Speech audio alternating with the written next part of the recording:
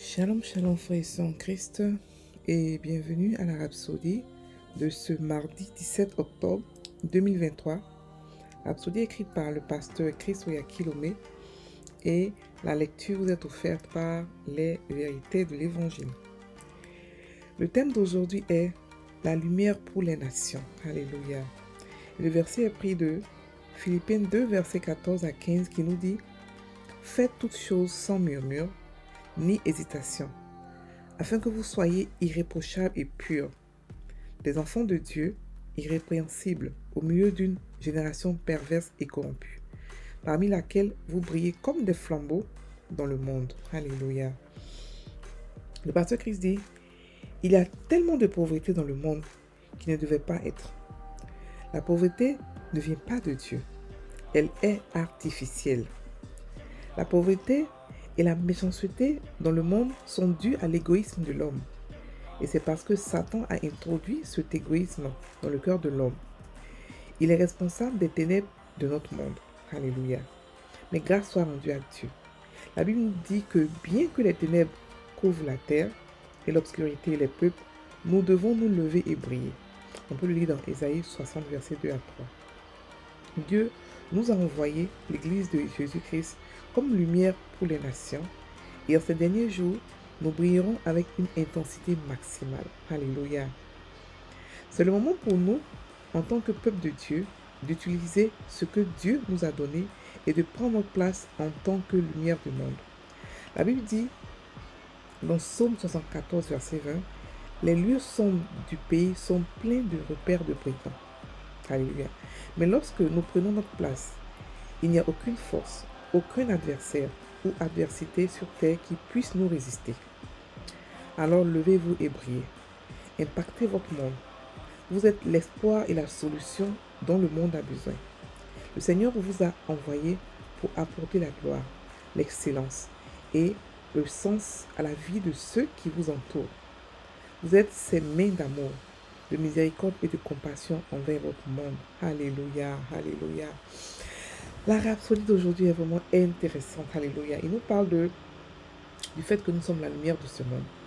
D'abord, il nous explique le verset d'ouverture. Il nous lit Philippiens 2, verset 14. Je vais d'abord lire ça. Il dit, faites toutes choses sans murmure, ni hésitation, afin que vous soyez irréprochables et purs, des enfants de Dieu irrépréhensibles, au milieu d'une génération perverse et corrompue, parmi laquelle vous brillez comme des flambeaux dans le monde. En fait, il veut nous dire ici que nous sommes dans ce monde-là, nous vivons dans ce monde, mais nous ne sommes pas de ce monde. Ça veut dire que la vie qu'ils ont, la qualité de vie qu'ils ont, la manière dont ils sont formatés dans leur esprit, on n'est pas de ce monde, on n'a pas ça. Nous, on pense différemment, on parle différemment, on a été créé différemment. Même notre qualité humaine est différente. On est divin et notre divinité impacte notre corps humain. Ok? Notre corps humain est notre maison. On est des dieux qui avons une expérience humaine. On est des dieux qui vivent dans un corps humain, mais on n'est pas humain. On ne peut pas se conformer comme eux à tout ce qu'il y a comme perversion, corruption et tout cela. Nous, ce que nous faisons, nous, on ne fait que briller parce qu'on est des lumières. On brille comme des flambeaux dans un monde parfait, dans un monde sombre. On est la lumière de ce monde des ténèbres. Alléluia. Donc ici, le pasteur nous explique qu'il y a beaucoup de pauvreté dans ce monde. Oui, beaucoup de pauvreté dans ce monde. Mais il dit quelque chose de très important. Il dit quoi? La pauvreté est artificielle. Ça veut dire qu'elle a été créée, elle a été faite de toutes mains. Par qui? Par le diable. La pauvreté n'était pas le plan original de Dieu. Il n'a jamais même été le plan de Dieu.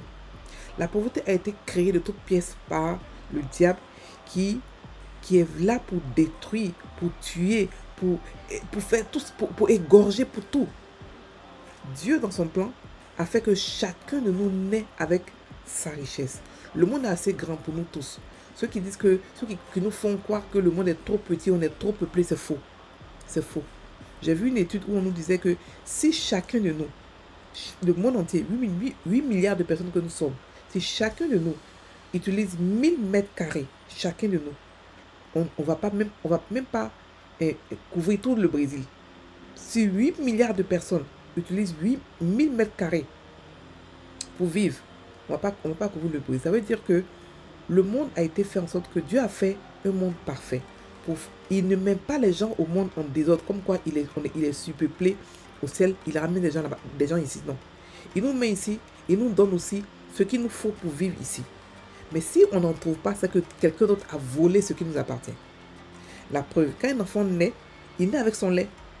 Une minute avant qu'il ne naisse au monde, il n'a pas de lait. Mais lorsqu'il naît, automatiquement, le sein de sa mère produit le lait. C'est pour nous dire que chacun de nous sort avec sa nourriture, avec tout ce qu'il a, tout ce qu'il peut créer, tout ce dont il a besoin. Tout ce dont il a besoin. Donc ici, on nous dit que la pauvreté et la méchanceté sont dues à l'égoïsme de l'homme. Et qu'est-ce qui s'est passé? Pourquoi est-ce qu'ils sont égoïstes? C'est Satan qui a introduit ça dans le cœur de l'homme. Sinon, à l'origine, Adam n'avait pas d'égoïsme. Mais la tombée de Adam a créé l'égoïsme, la pauvreté, la maladie, tout ce que vous pouvez imaginer de mauvais. Ça a été créé par Satan. Il a corrompu ce monde. Il a créé un système où personne n'épargne. À part ceux qui sortent, à part que ceux que Dieu prend pour les envoyer la lumière de sa parole, la lumière de son royaume. Donc, il nous dit ici que, étant donné que ce monde-là est sombre, ce monde-là est manufacturé par Satan, ce monde-là est... Satan a créé un système où tout le monde est affecté par lui. Mais, gloire à ça, mon Dieu, à Dieu, Dieu nous a créé, nous les chrétiens, pour envoyer la lumière. Ok? Donc, dans un ténèbre, dans un peuple ténébreux, dans un monde ténébreux, nous brillons comme des flambeaux. C'est-à-dire que, si vous remarquez que même si vous allumez une lumière, une bûchette d'allumettes dans le noir, ça va forcément briller. Pourquoi? Parce que la lumière ne peut pas, les ténèbres ne peuvent jamais fermer ou détruire la lumière. C'est impossible. Donc, quelle que soit la lumière que nous sommes, que vous êtes, chacun de nous a des lumières différentes. D'autres sont des lampes, d'autres sont des soleils, d'autres sont des allumettes. Mais quelle que soit la lumière, quelle que soit l'intensité de votre lumière, nous brillons toujours. Alléluia. Nous brillons toujours. Donc le pasteur aussi nous explique ici que nous devons savoir que, comme nous sommes des lumières, nous devons briller, nous devons influencer, nous devons nous lever. Ne pas être cachés dans nos églises pour prier à longueur de journée. Non, nous sommes des lumières et les lumières doivent se faire voir. Les lumières doivent se faire voir. Elles doivent interagir avec les ténèbres pour chasser les ténèbres. C'est quelle lumière qu'on ne voit pas? Si on ne voit pas, ça veut dire que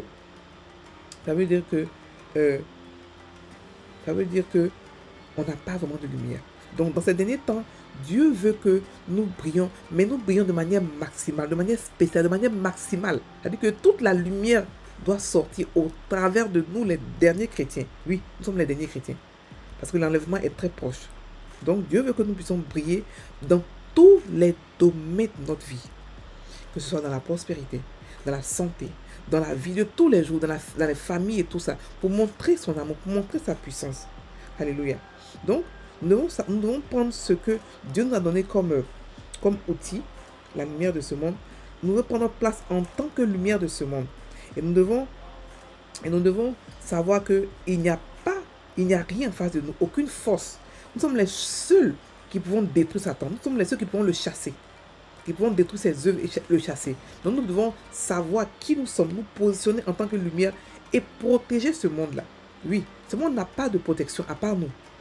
Avant nous, il y avait des rois que Dieu établissait pour protéger le monde, pour gérer le monde. Mais quand le corps de Christ est venu, il n'y a plus de roi.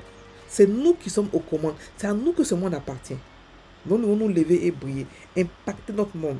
Nous sommes des influenceurs, oui.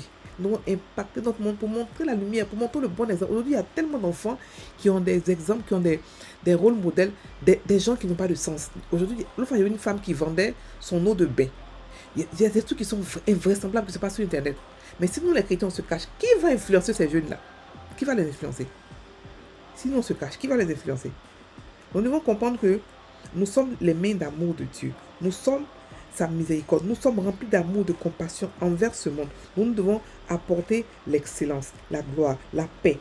Donner des sens à des sens à leur vie. Il y a des gens qui sont dans ce monde, ils n'ont pas le goût de vivre. C'est à nous, ceux qui seront les seuls Jésus qu'ils pourront voir. Oui. Donc, qu'est-ce que nous devons faire? Prêcher l'évangile, parler de Dieu, impacter, les encourager, leur montrer l'amour. Briller pour eux. Briller pour eux. Alléluia. La Bible dit que les lieux sombres du pays sont pleins de repères de brigands. Ça veut dire que le monde où nous sommes est rempli, infesté du diable. Et parce qu'il est infesté du diable, on a la solution. Nous sommes la solution. Nous avons le nom de Jésus par lequel nous chassons tout ce que le diable peut faire comme manigance. Nous avons aussi toutes les armes que Dieu a mis à notre disposition pour pouvoir attaquer, contre-attaquer, nous défendre et protéger. Donc ne laissons pas cette opportunité que nous avons de briller, partir comme ça, je sais pas, en poutre. Nous devons comprendre que nous sommes l'espoir de ce monde, nous sommes la solution. Et quand on parle de solution, on parle de entrepreneuriat, on parle de aider, on parle de montrer la compassion de Dieu. Nous devons comprendre que nous apportons tous les jours la gloire, l'excellence de Dieu au monde. Nous montrons au monde que Dieu est Dieu excellent. Les enfants de quelqu'un sont la gloire de la personne. Quand on voit des enfants, on voit que si les yeux sont propres, c'est que le parent est propre. Donc nous devons montrer aussi par notre amour, notre excellence, que notre Père est glorieux et il est amour. Vous comprenez? Voilà. Donc le pasteur il dit, nous sommes les mains d'amour de Dieu. Alors là, c'est puissant. Les mains d'amour de Dieu. On prend maintenant la confession. Je suis l'espoir et la solution dont le monde a besoin. Car le Seigneur m'a envoyé comme une lumière pour apporter gloire, excellence et sens à la vie de ceux qui m'entourent. Je suis les mains d'amour, de miséricorde et de compassion de Dieu envers le monde. Louons Dieu. Alléluia. Frères et sœurs en Christ, passez une bonne journée, soyez bénis.